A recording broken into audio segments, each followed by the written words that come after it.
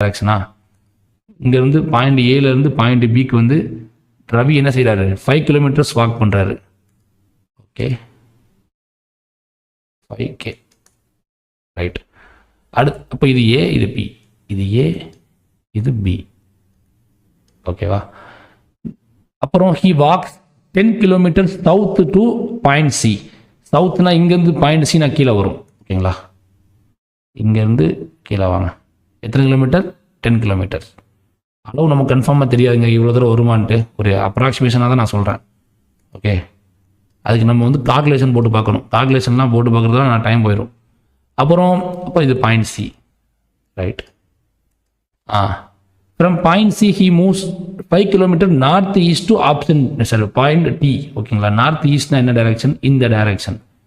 இந்த டைரக்ஷன்னா இது இங்கேருந்து இப்படி வரும், ஆனால் இப்படி வர